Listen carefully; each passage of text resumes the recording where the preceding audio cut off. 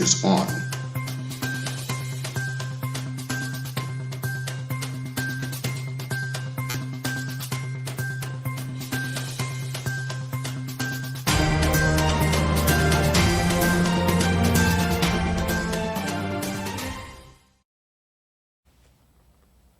Good day and welcome to the National Emergency Operations Center COVID-19 weekly briefing for Wednesday, 29th September 2021.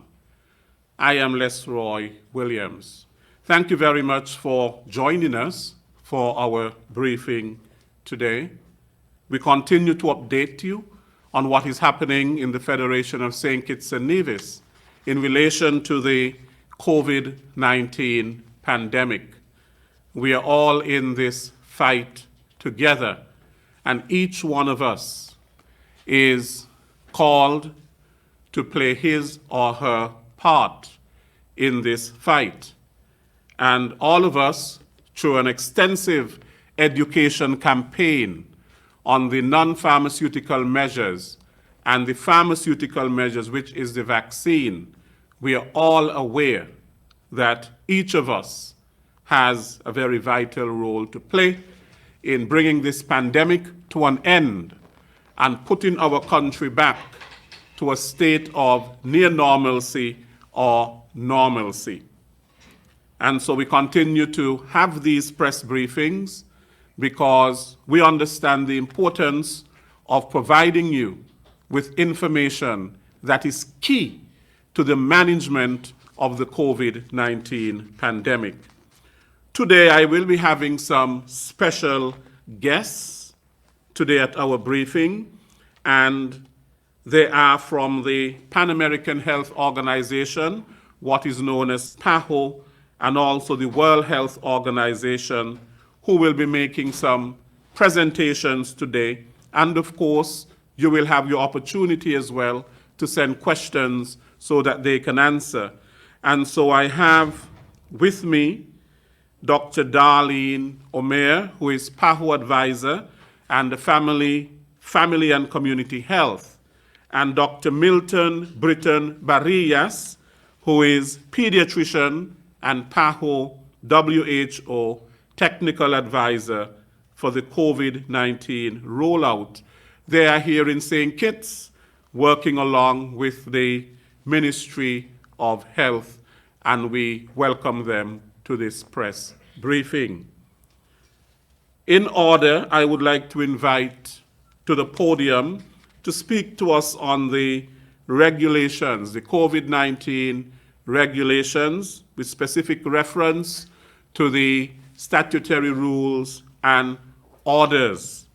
I want to invite Superintendent Cromwell Henry, who is also a member of the National COVID-19 Task Force. Superintendent.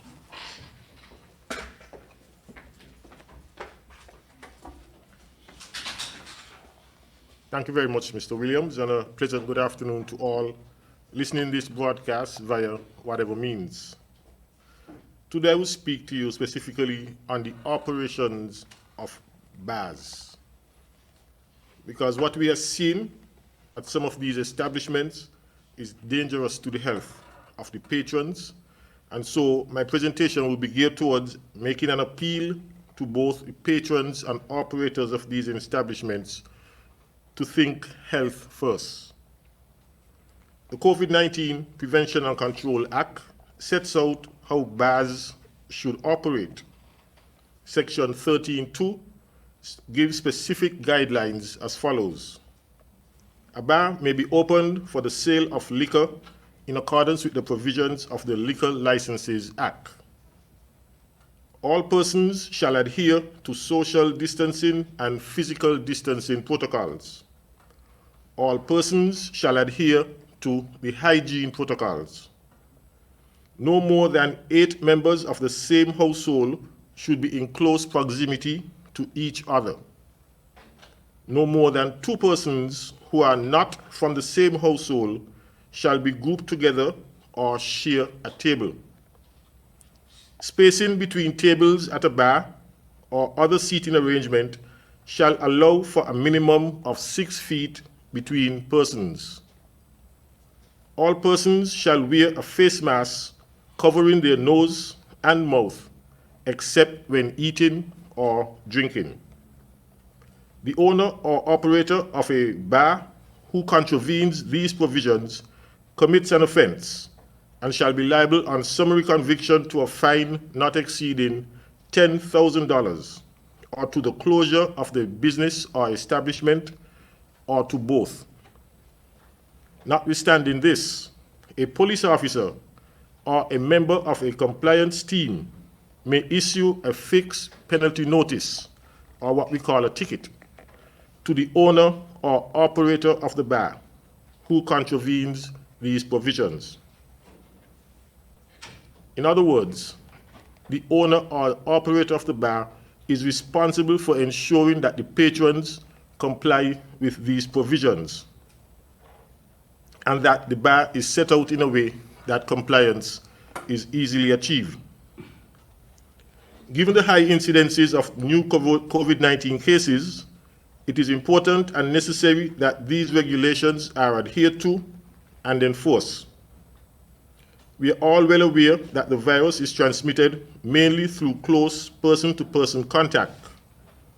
Enclosed and crowded bars are ideal places for transmission of the virus, especially when the majority of persons in these environments are not wearing masks. We therefore appeal to everyone to consider your health and those around you and avoid crowded places. Wear your mask when you are in public and practice good hygiene habits. The police will be closely monitoring these establishments and will take appropriate action as provided by the law to ensure compliance. Thank you.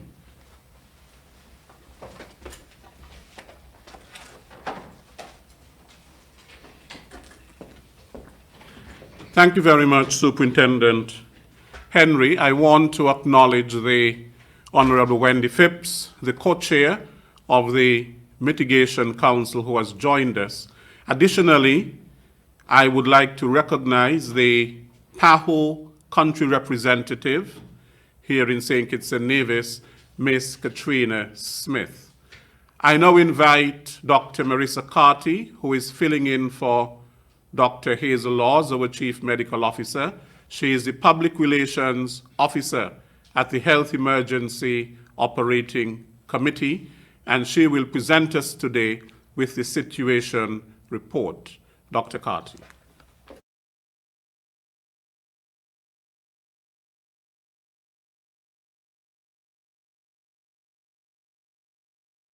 Or listening. I present the Health Emergency Operating Committee Situation Report for Wednesday, September 29th. I begin by reminding us the COVID-19 virus is still in circulation in the Federation. Therefore, we are strongly recommending the adherence to the non-pharmaceutical COVID-19 protective measures and behaviors. These include wearing a face mask appropriately covering both nose and mouth, frequently sanitizing your hands with soap and water and an alcohol-based hand sanitizer, avoiding crowds and crowded environments, and maintaining a safe distance of 6 feet or more from persons with whom you interact. And if you or your child are feeling ill or have symptoms, please stay at home. You may contact your healthcare provider via phone for further instructions. These measures have been proven effective in reducing the impact of the pandemic. The Lambda variant of the virus continues to be circulated in the Federation. On Tuesday, 28th September, an additional 27 cases were confirmed, bringing the total number of cases to 1,918, with 333 in Nevis and 1,585 in St. Kitts. While 990 cases have fully recovered, We are monitoring 915 active cases, with 128 in Nevis and 787 in St. Kitts. There are currently 10 hospitalizations, 2 at the Alexandra Hospital in Nevis and 8 at the Jeanne France General Hospital here in St. Kitts. We have also recorded 13 COVID-19 related deaths. The following slide shows the vaccination status of the COVID-19 cases as of September 28th, with 51% of the cases not being vaccinated, 8% partially vaccinated, and 17% fully vaccinated. This indicates that the unvaccinated are most affected by this current wave. The next slide shows the cases affected by age group. Please note that this current wave is impacting persons 20 to 29 years and 30 to 39 years, our young adults, at a higher rate than the other age groups. However, the cases span the entire age range from childhood to over 60 years. As previously mentioned, we have 915 COVID-19 active cases. All confirmed cases are connected to a case manager who closely monitors their progress. It is important that each case stay connected with your case manager. If you experience any change in your condition or medical status, please reach out to your case manager immediately. Additionally, boost your immune system by eating healthy meals rich in foods that contain high levels of antioxidants, vitamins, and minerals like fruits and vegetables. Stay hydrated by drinking plain water, get enough rest, and exercise regularly. As part of the COVID-19 response, our contact tracing and testing program continues with both targeted and random testing. During the period May 19th to September 28th, approximately 33,493 samples have been processed in St. Kitts and Nevis. Now, as part of the contact tracing process, when an individual is confirmed a positive case, that person is placed in isolation and assigned a case manager. If fully vaccinated, the time to recovery may be 7 to 10 days, while an unvaccinated person may be ill for a longer period. To be deemed fully recovered, a case must receive 2 negative RT-PCR test results. Therefore, serial testing for cases is also a part of the process. Now, contacts of cases are automatically placed in quarantine. If unvaccinated, the quarantine period is 14 days. You will be tested at the start of the quarantine period and again at the end of the 14 days. Once both tests return negative, you will be officially released from quarantine. For persons who are fully vaccinated, an initial test will be done and you will be allowed to go about your regular daily activities. However, you will be monitored for 7 days. At the end of the 7 days, a second test will be done, and if both tests return negative, you will officially be released from monitoring. So how do we move forward? This involves continuing our contact tracing efforts, which are guided by robust protocols.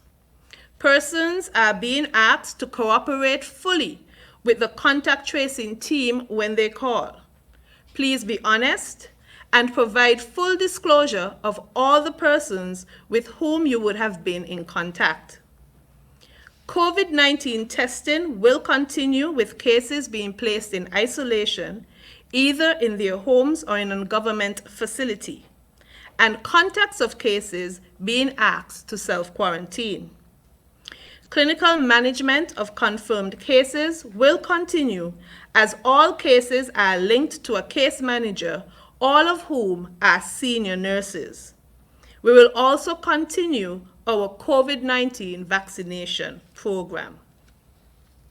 Now, as of the end of day, Tuesday, September 28th, 75.8% of the target population have received their first dose of the vaccine, and 67.5% of the target population have received their second dose. Now, this is the target population of the adults. For the children, 7.6% of the target population have received their first dose, while 2% have received their second dose.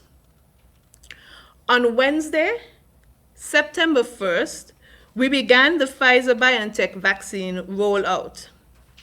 I would like to remind you that the vaccine is safe and effective and accessible at all health centers by appointment only. We offer universal eligibility. Therefore, persons aged 12 years and above can receive the vaccine. The vaccine regimen is 2 doses given 21 days apart.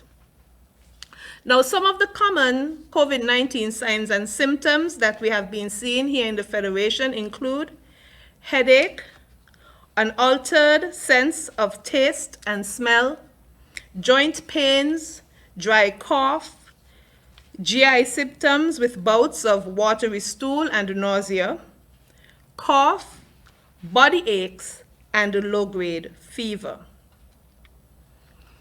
I close by reminding us that living with COVID-19 requires adherence to the COVID-19 protective measures, and these include accepting the vaccine, wearing a face mask, proper hand hygiene, maintaining adequate distance from others, and please stay at home when ill or ordered to do so.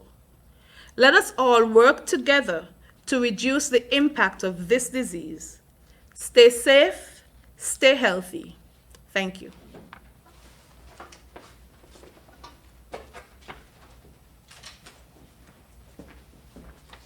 Thank you, Dr. Carty, for your presentation. I would now like to invite Dr. Darlene Omer, PAHO Advisor in Family and Community Health, and she would tell us their mission in St. Kitts and Nevis. Dr. Omer.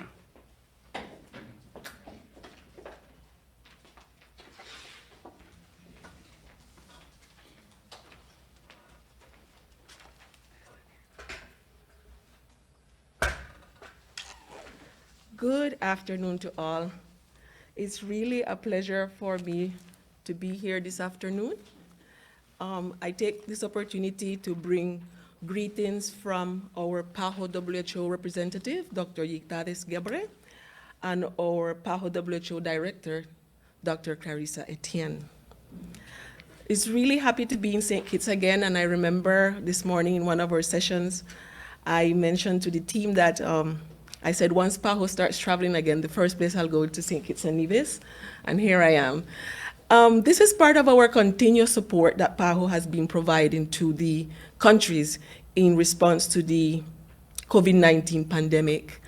And in this particular occasion, what we're targeting our mission is to address the issues related to the concerns related to vaccination.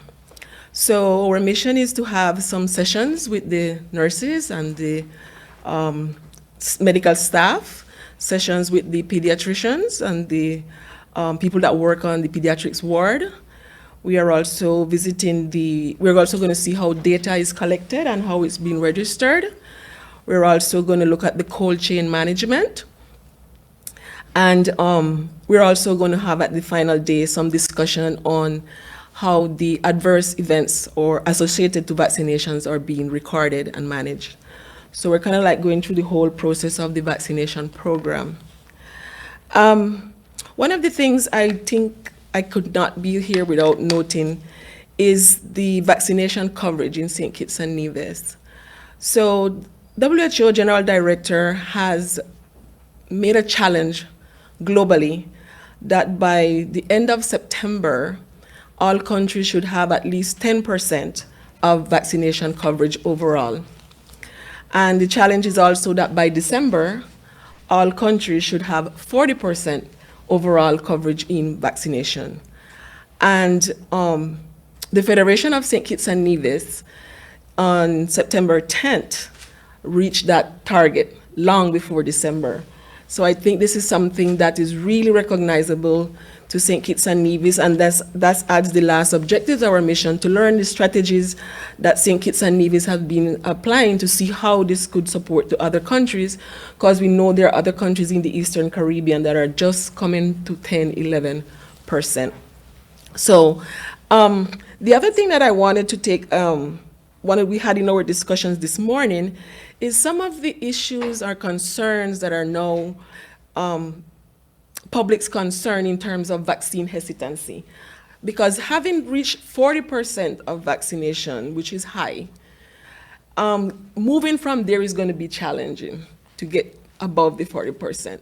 So we need to discuss, and we were, present the technical evidence to the staff so they could know to address the public's concerns on some of the main issues that drives vaccine hesitancy, like we know the famous question, particularly for Pfizer vaccine, why was it developed so fast?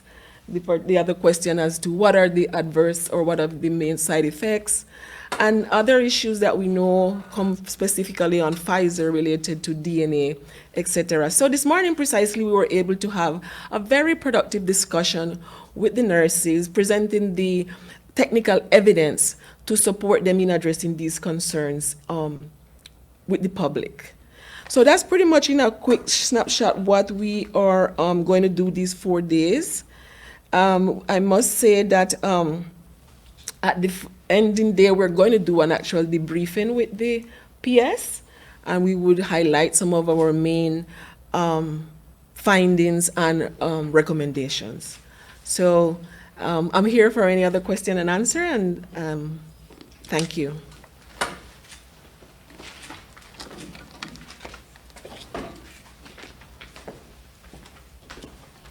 Thank you, Dr. Omer, and thank you for the commendation of St. Kitts and Nevis that we are doing better than most in terms of our vaccination rate. So people are to be really commended for coming out and getting the jab. I now want to invite Dr. Milton Britton Berias, who is a pediatrician and PAHO WHO technical advisor for the COVID-19 rollout, and he's going to provide us with information on the Pfizer Biontech vaccine. Dr. Berias.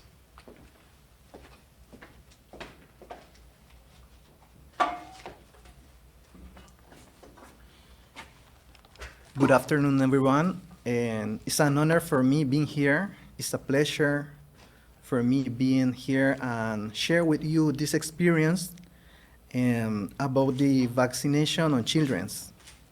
Well, it sounds like something new, but it's not.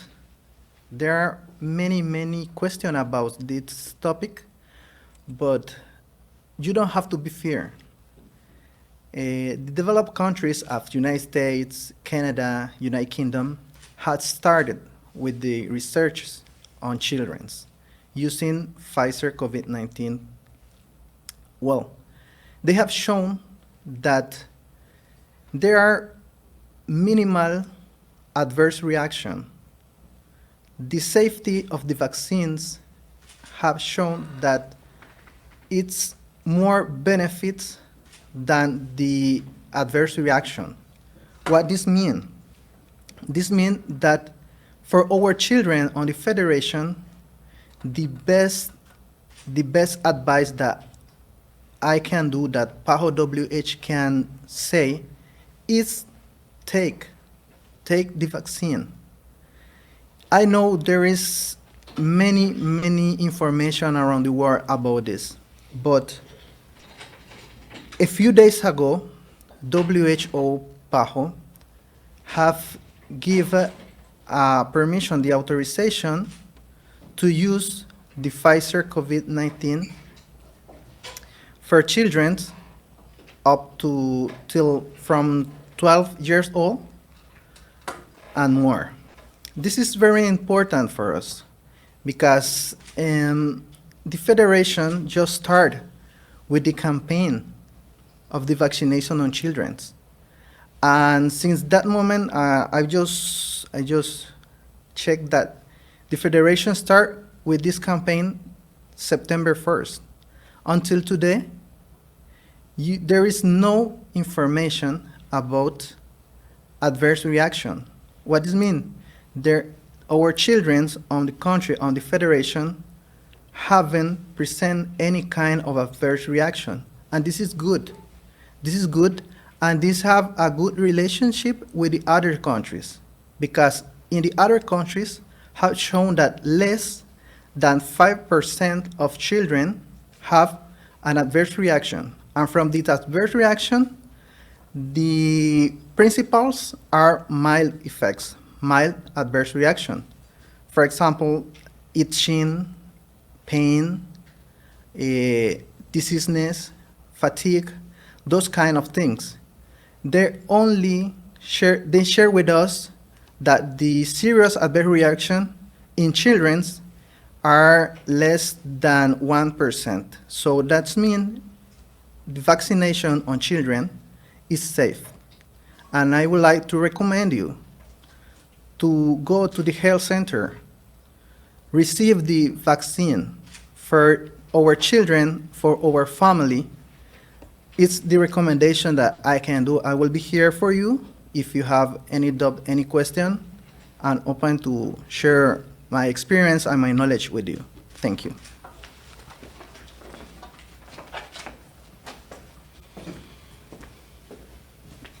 Thank you, Dr.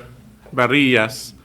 I now invite Mr. Abdias Samuel, the Chair of the National COVID-19 Task Force and the National Disaster Coordinator at the National Emergency Management Agency, NEMA, to give us his presentation.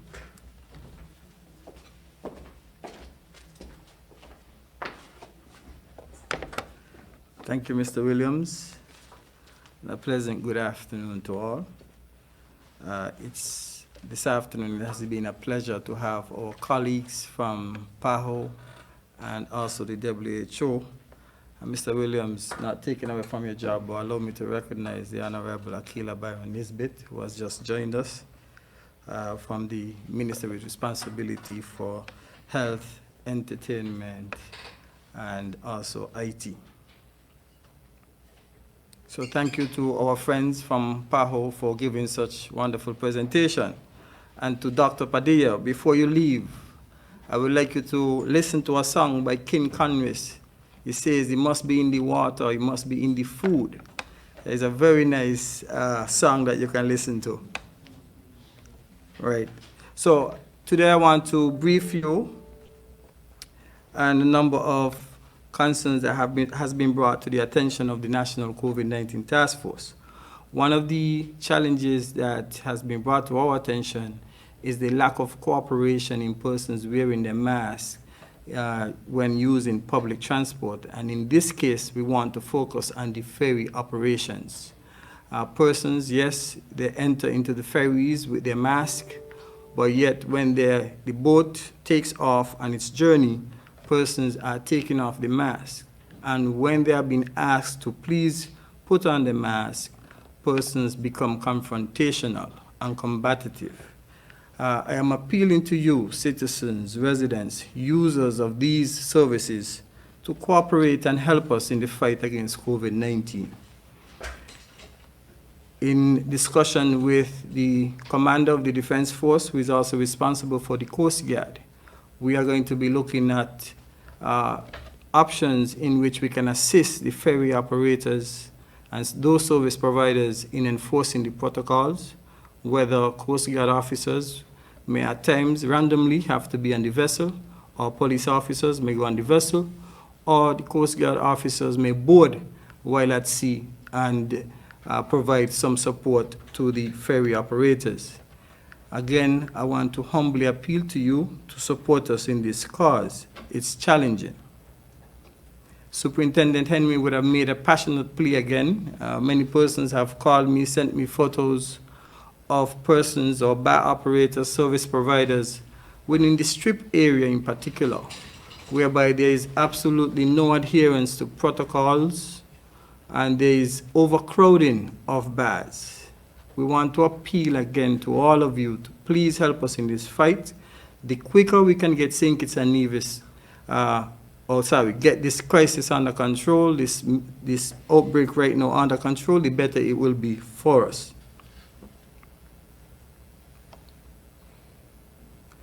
I want to take this opportunity to commend the Nevis Cultural Festival that would have occurred from the 16th to the 20th of September, and it would have been a virtual edition. I think Mr. Abernathy Liebert and his team did a wonderful job, and they were very compliant. Mr. Abernathy and his team would have had a number of engagements with the COVID-19 task force, and they understood the times that we were in, and they took the necessary precautions to ensure that we have a successful virtual Culturama festivities. And it was indeed a success. In my discussion with Mr. Abernathy, the committee was rather satisfied with the outcome. Before the task force, I must inform you that before the task force, we have submissions from the National Carnival Committee. I would have received a submission that will be deliberated by the National COVID-19 Task Force, and we will have some further engagements with the National Carnival Committee and how we can have a virtual, maybe carnival or whatever activities we can have in a safe manner. We have also received submissions from the entertainment sector. The Ministry of Entertainment would have engaged so that we can collaborate and deliberate on the submissions for the restart of the entertainment sector. Equally so, the sporting sector has already reached out as well, and we will be engaging. I just want us to be mindful that we are still in a crisis of an outbreak. I can safely say that from the information I have received, this is no longer about family clusters, but rather we have in transmission. And with that in mind, citizens, residents, you have to do your part to help us. This is no longer just about the task force, Ministry of Health. This is not just the government. This is everybody. We have to go back to that all-inclusive approach that we once had. We cannot surrender at this time. We have to defeat COVID-19. And that's why I was happy to hear Dr. Padilla speak to the Pfizer and the effects, that there are no effects in our children recorded so far. And we are hoping that that continues, and that should motivate you to come out, bring your children who qualify for this vaccine, and let us get them vaccinated. If you need us to help you in transportation, call us and let us get transportation to take you from home to the health centers or wherever it is, and get you vaccinated. If you need Dr. Wilkinson to come and talk with you, he's available. Right, Dr. Wilkinson? We will come and talk to you. If you need Lesroy to come and pick you up, we will pick you up. We are on target that by December, we should meet our target whereby every inbound passenger should not have to quarantine. That is our target. And we are hopeful that you help us to reach that target by helping us control this present outbreak.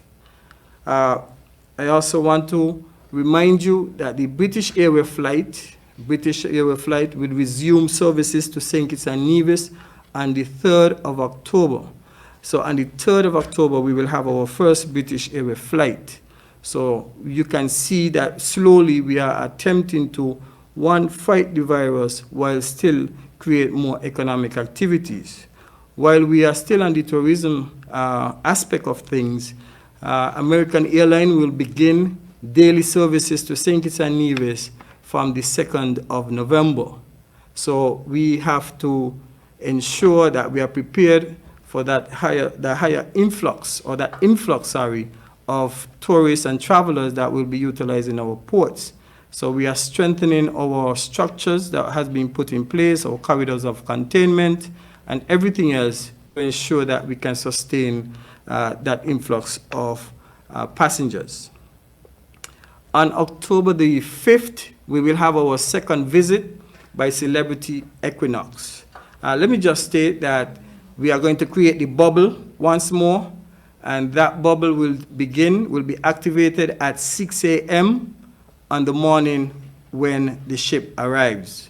So once that ship is docked, that day when the ship is docking, we will be activating the bubble as of 6 a.m. in the morning. So all persons who are qualified to enter into the bubble would know that they will have to go through the screening process when entering the bubble. Those persons who have had challenges in terms of achieving the accreditation to be service providers within the bubble, I am asking you to contact the St. Kitts Tourism Authority so that you can qualify and not wait on the day to see if you can get into the bubble. That will not be permitted.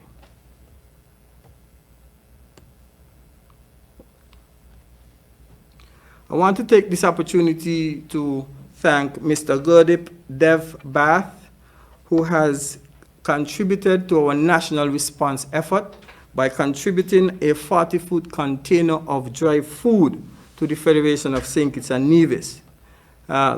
This food will be distributed through Social Services Department, and I want to commend Ms. Oslin Ward Harris, who has been doing an excellent job. And I want to make an appeal to persons who have transportation. We're having challenges with transportation. Show us your patriotic spirit. Take some time, volunteer some of your time on your transportation, and help us with the distribution of food to persons around the island who are in need. So if you have the time, please contact me or contact Ms. Oslin Ward Harris at Social Services. Dedicate some time, contribute some volunteering time to the country, and help us. It will be very important. Now, on the weather, thank God that Hurricane Sam has deviated and has remained a fish storm. So only the fishes have been benefiting from Hurricane Sam. And we also now have the development of Tropical Storm Victor, just off the coast of West Africa, and the trajectory for Tropical Storm Victor, that will become a hurricane by tonight into tomorrow, will also remain will remain east of us with a northern trajectory. That means too that it should remain a fish storm. I want to take the opportunity still to encourage citizens, residents, to prepare for the hurricane season. And let's do our best to ensure that if we are impacted, we can be resilient toward a dual hazard environment of COVID-19 and tropical systems.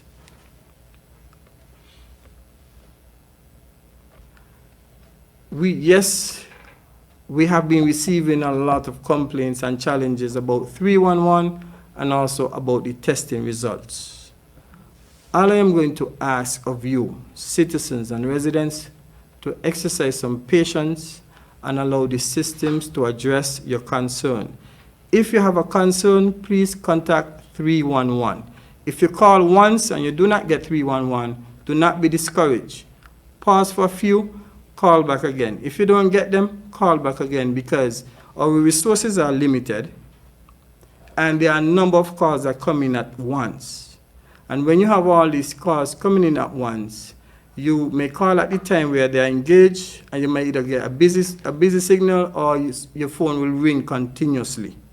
I am encouraging you to call and call until you get an answer from one of these operators, and they will guide you to the relevant agencies that will provide you with the information that you require or the assistance that you require. As it regards the testing, you would have heard Dr. Wilkinson, Dr. Laws would have addressed that yesterday in the Prime Minister's briefing, and you would continuously hear of the challenges. I am asking you to be patient.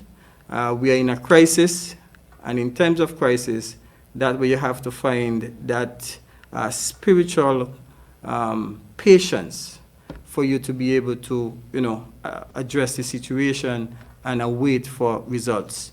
I'm hopeful that we can get this matter resolved as soon as possible.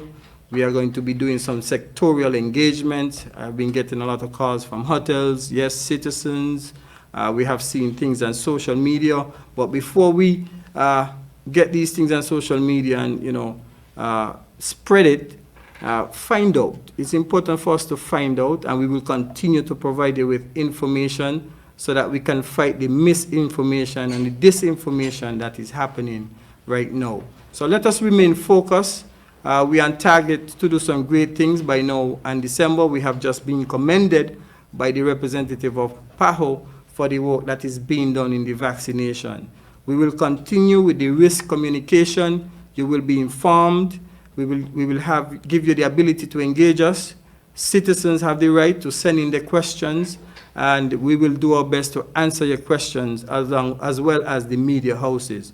So I want to appeal and thank all the citizens and residents who have shown patience and understanding in the crisis that we are facing right now of this community transmission. Thank you very much, Mr. Williams.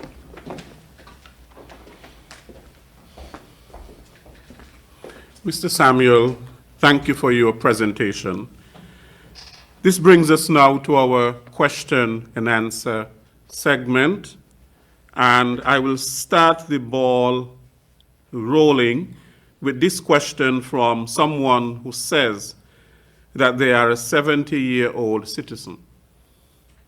Now that the UK health authorities have approved a third AstraZeneca or Pfizer shot for people over 50, are we permitted to get a third AstraZeneca shot in the Federation? And how many weeks between the second and third dose? And a follow-up to that, what is the attitude on mixing vaccines?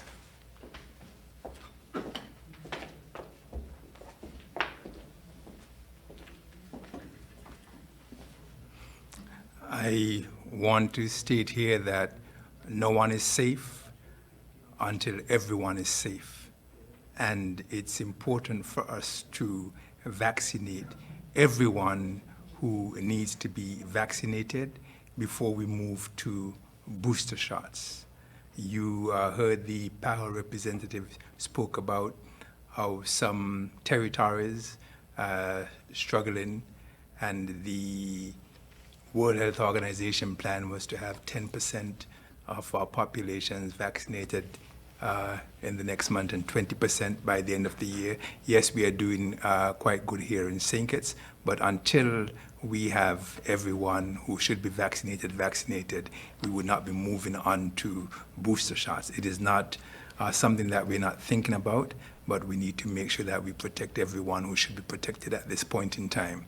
In terms of mixing and matching, if one does not have to mix and match, there is no reason for us to mix and match. And so we have more than enough Pfizer vaccines to vaccinate everyone in the Federation who is above the age of 12.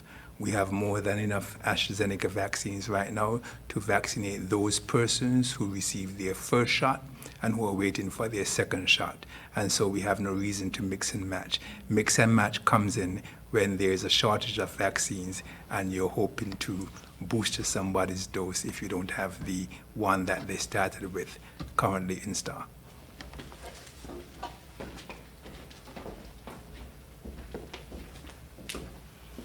Thank you, Dr. Wilkinson. This next question is from Win FM. Countries in the Caribbean have been giving individual simple data about COVID-19 related deaths. Will St. Kitts and Nevis, when reporting a COVID-19 related death, provide the public with the age, gender, and vaccination status?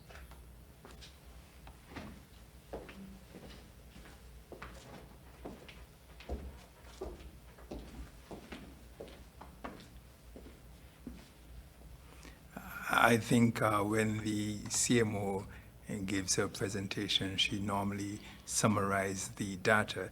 The difference between St. Kitts and other regions, our population is very small.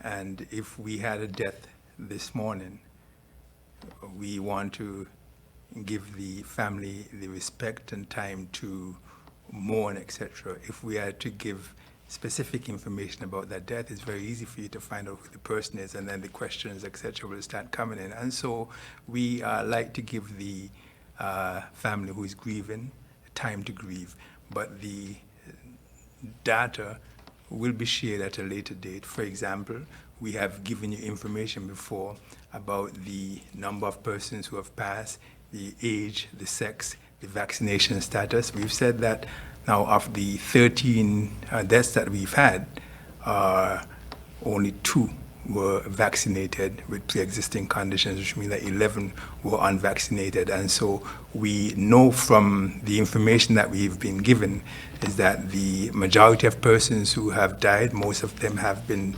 elderly with pre-existing conditions who were unvaccinated. And so what you need to learn from that is that if you have a pre-existing condition, if you are unvaccinated, you need to make sure and you step forward and get vaccinated. There are some persons who erroneously think that if they have diabetes, if they have hypertension, if they have renal failure, that they're not a candidate to be vaccinated.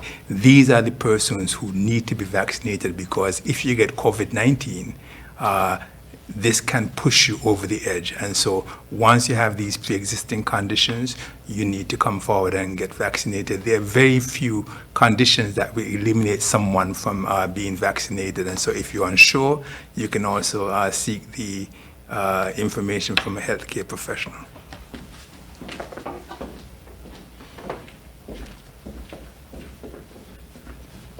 Thank you, Dr. Wilkinson.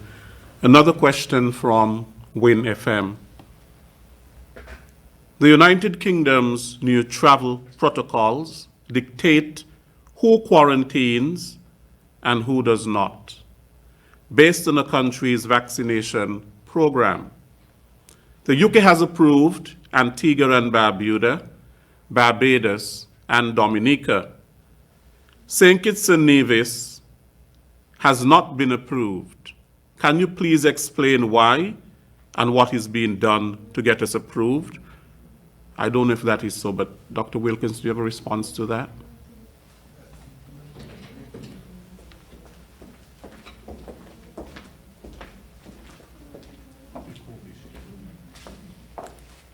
I don't know if someone else here has a response, but I can look into it and give you an answer next time. Okay.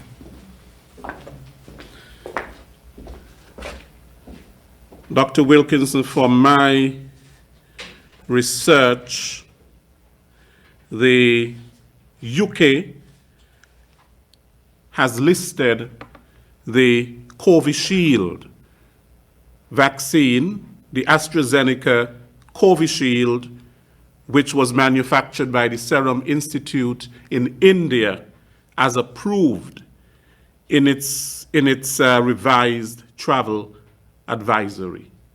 And we have had the Covishield AstraZeneca from India here, and that is what it is saying, that the Covishield is approved, and that is the latest in the revised travel advisory. That would take into consideration, of course, St. Kitts and Nevis.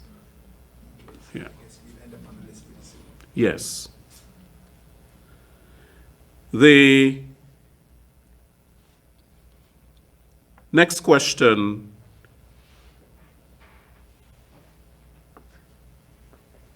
is, before it was said that you needed an appointment to get the Pfizer vaccine because of how it was stored. But now it is being said you can walk into any health center and get the Pfizer vaccine. What is responsible for that change?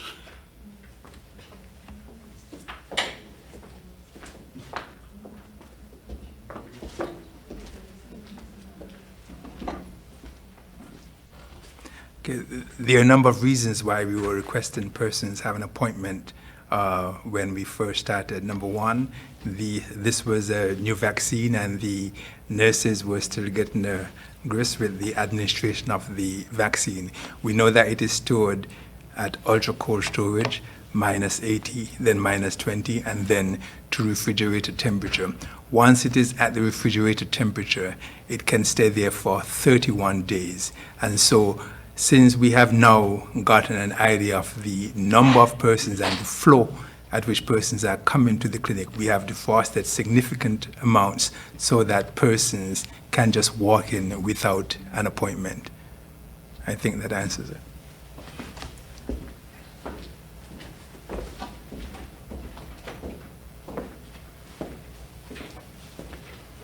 Thank you again, Dr. Wilkinson. This next question is in relation to someone coming from the United States who is fully vaccinated and who would like to know what is it that they have to do if they have to quarantine at home.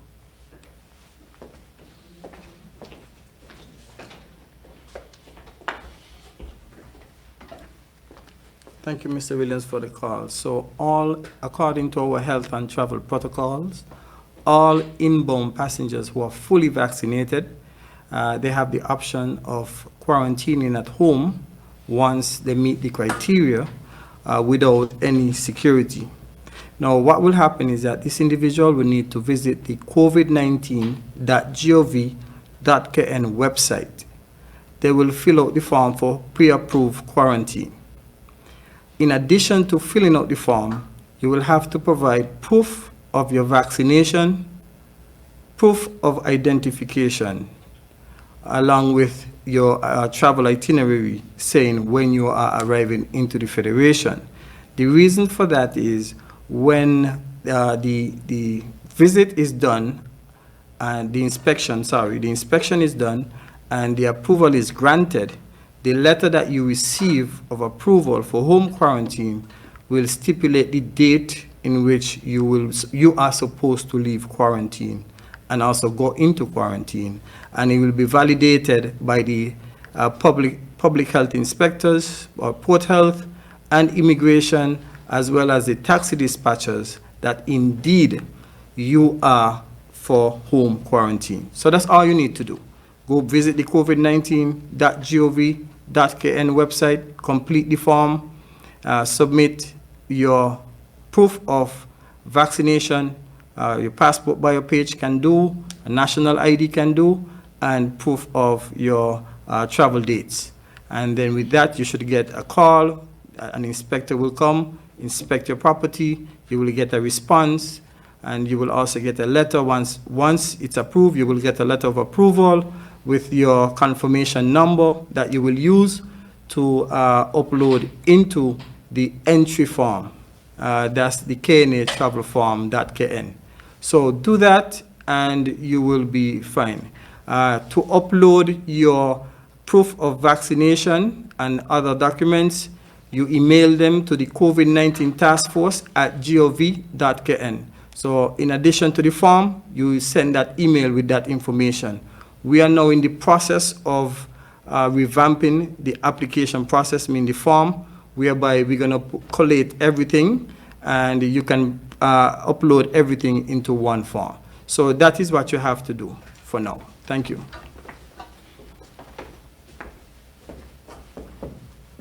Thank you, Mr. Samuel. This next question, during yesterday's press conference, the Prime Minister stated that we recently received additional AstraZeneca, Oxford AstraZeneca vaccines through diplomatic friendly association, but he did not elaborate.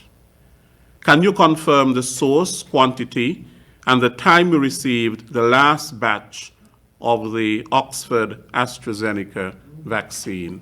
And the other question is, yes, it's for Dr. Beria, and it has to do with what's the difference in the technology used between the Pfizer Biontech vaccine and the Oxford AstraZeneca.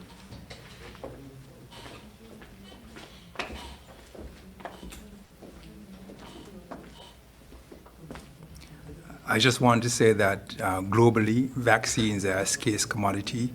Here in the Federation of St. Kitts and Nevis, we are fortunate that we have vaccines sitting in refrigerators, waiting for persons to come forward to take these vaccines that can prevent them from getting severe disease, from being hospitalized, and from dying.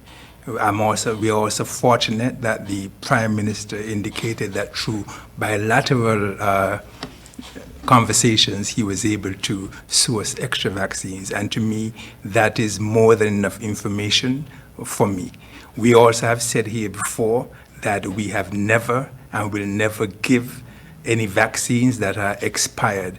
And so you can be assured that when you show up at the clinic, the vaccines that you'll be given will not be expired, and that is more than enough information for me.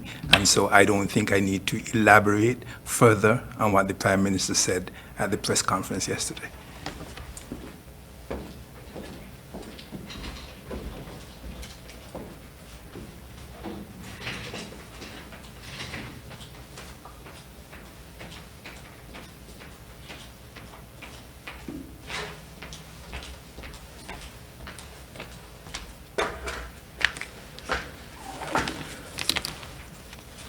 So to address that last question, I'm going to go back a bit to discuss how the other vaccines work, and then I'll just highlight how the difference with these other vaccines from Pfizer vaccine.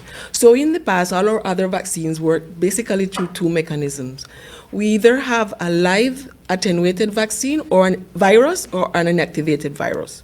So what these vaccines do is they present the inactivated virus to your immune system. Your immune system recognize, and this is what we do with measles and with polio, inactivated polio, and other vaccines. Basically, those two are the most ones we've been using ever. And what happens is your body looks at it, recognizes this as a strange object, and develops the antibody.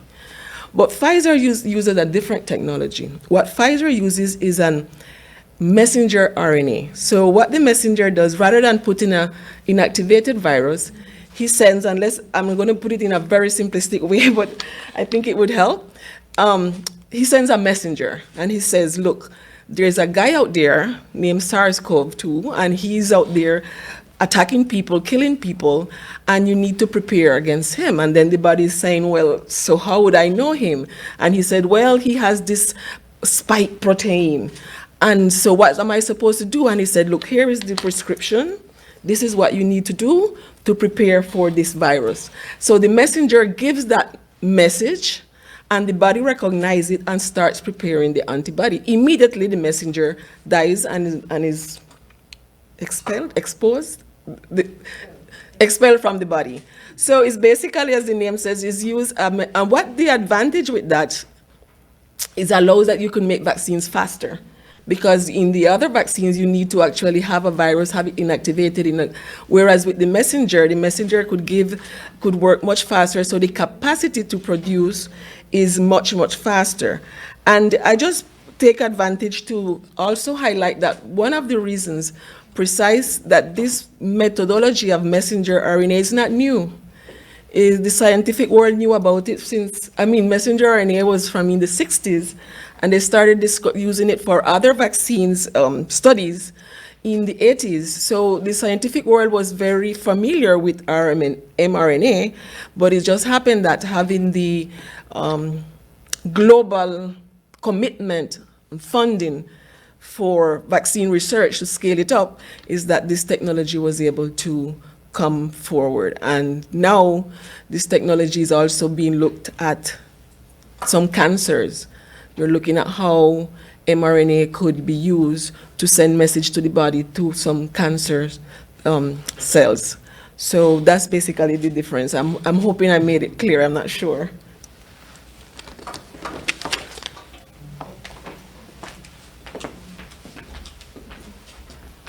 Thank you, Dr. Omir. I think you did clarify the difference between both vaccines.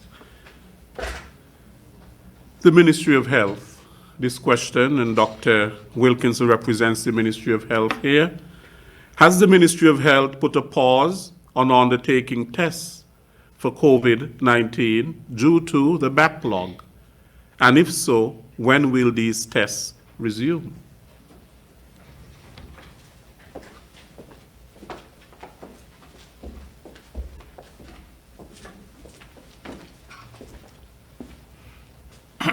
As I said yesterday, we are currently going through a wave, and because of the number of positives that we were having over the last week or so, and the extensive contact tracing that was being done, in addition to the samples for persons coming out of quarantine, outgoing passengers, etc., our labs were having a bit of a challenge. However, we are taking care of the backlog, and very soon we'll be back on track. I'm also happy to say that the Josephine France Hospital lab will be back on stream this week, and so persons who present to the hospital who are symptomatic, inpatients, etc., these persons will be able to be tested at the Josephine France Hospital, and the other labs will be used for the contact tracing and outgoing passengers, and so very soon we'll be clearing the backlog. I apologize for the delay yesterday, and I want to apologize again and let persons know that this is the first time any of us in this world managing a pandemic, and we have seen around the world when cases were surging, the lab capacity, the hospital capacity was being challenged. We are happy that our healthcare system from the in-hospital management has not been overwhelmed. Yes, our lab capacity was being challenged, but we are going to be clearing the backlog just now.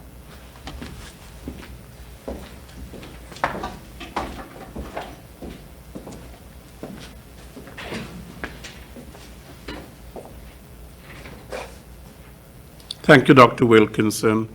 This next question, can persons do the COVID test at a different lab other than the next-gen lab for travel purposes?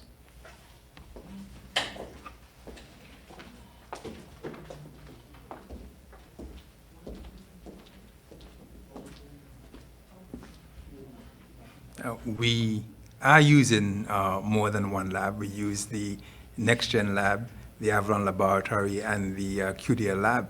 But we also mentioned the fact that labs have different capacities, and so the next-gen lab has a capacity of about 150 to 300 tests per day. The QDL lab has a capacity of about 12 to 20. The Avalon Laboratory has a capacity of about 20 to 40. And so you can go to any lab, but the volume that can be done at the different labs is different. And so because NextGen has the greatest capacity, that's where most of the testing is being done, but it's not the only place where tests are being done.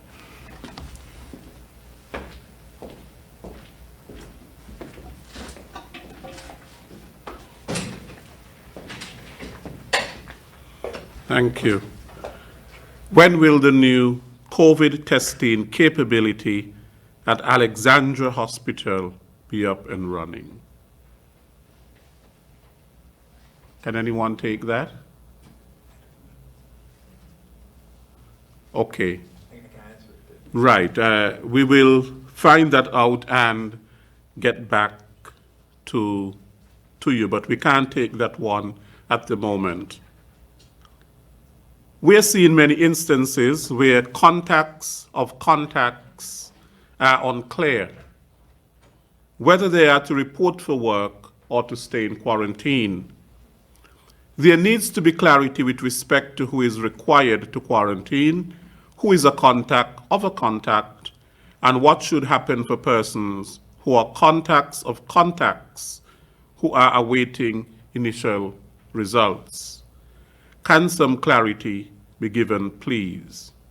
Can a document of clarity be made available, the way employers can share with employees and reduce the confusion?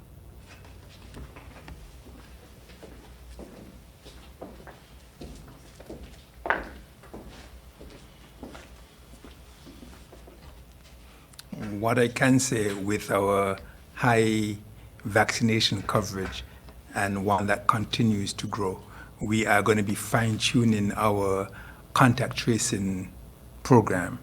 And I believe tomorrow you will hear the new proposals being announced by the Minister of Health, and very soon we'll be sharing them with the general public. I'm pretty certain by the end of the week you will hear about the fine-tuning of the contact tracing program. Initially, before we were in community spread, we were spreading a very wide web to make sure that the virus does not get into the community. And so we were testing primary, secondary, even tertiary contacts, but now we'll be fine-tuning it and making sure that persons, for example, who are fully vaccinated, even if they were named as a casual contact because they are vaccinated because they were wearing a mask and abiding by the non-pharmaceuticals, there'd be no reason for them to stop working or be taken out just because somebody said that they happened to have had a casual contact with them. So you will be getting very clearly defined protocols as to what's a significant contact and what happens if somebody is vaccinated or unvaccinated and how this affects their work, etc. So these will be out before the end of the week.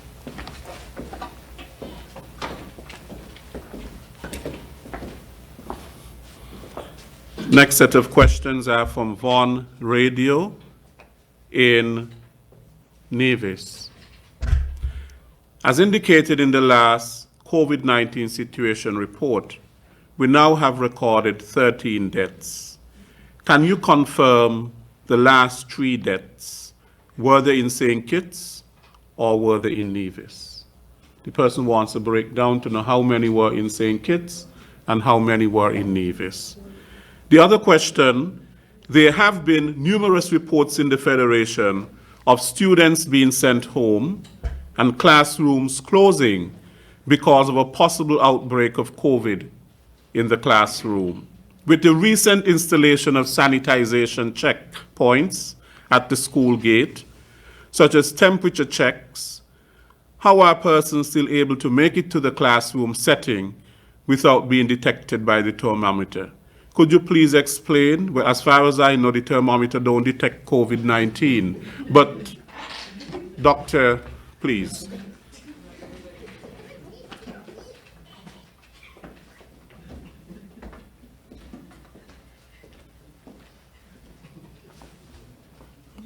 I think of the 13 deaths we've had, 1 has been in Nevis and 12 in St. Kitts, and if my memory serves me correct, the last 3, 2 in Nevis. Oh, okay, so if my memory serves me correct, the last 2 or 3 were in St. Kitts, but I can get that information for you. Don't forget, we don't have all the information at the tip of our tongue like that, and so we can have that information for you for the next briefing. As it relates to temperature checks, etc., these are just rough screening tools, but one can have COVID-19 and have a normal temperature, and so just because you have someone checking the temperature at the gate, it doesn't necessarily mean that someone cannot slip in there with the virus who is asymptomatic. And so this is where personal responsibility comes in, and if you have a child who you know is a definite contact, is sick, etc., you have a responsibility to keep that child home.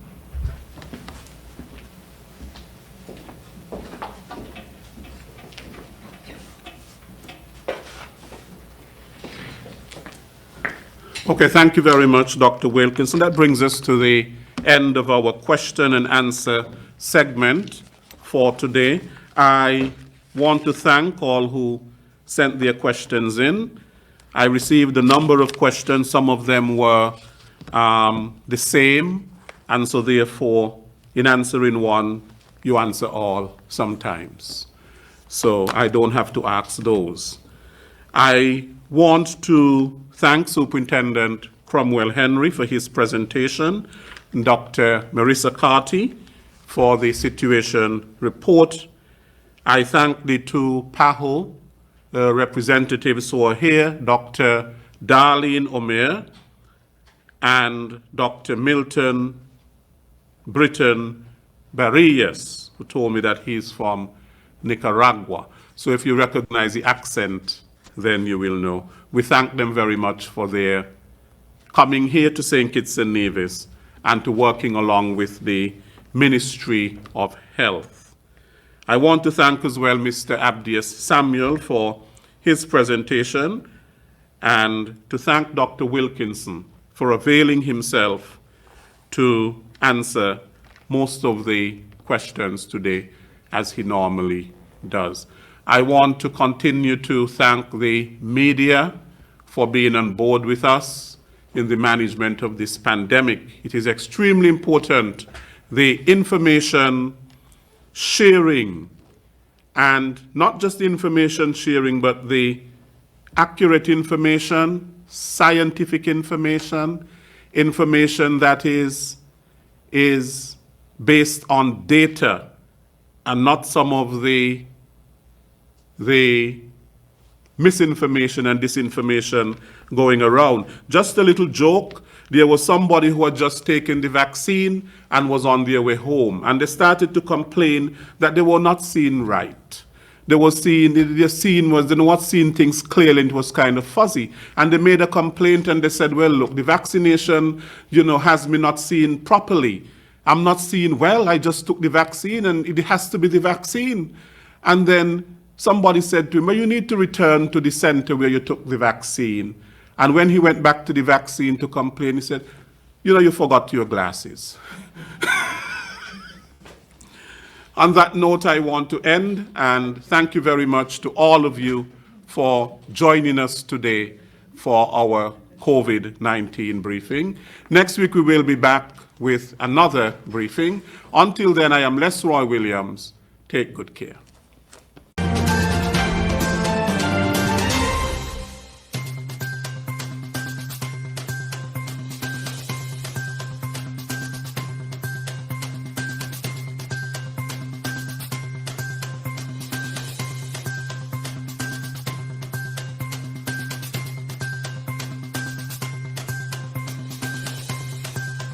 Is on.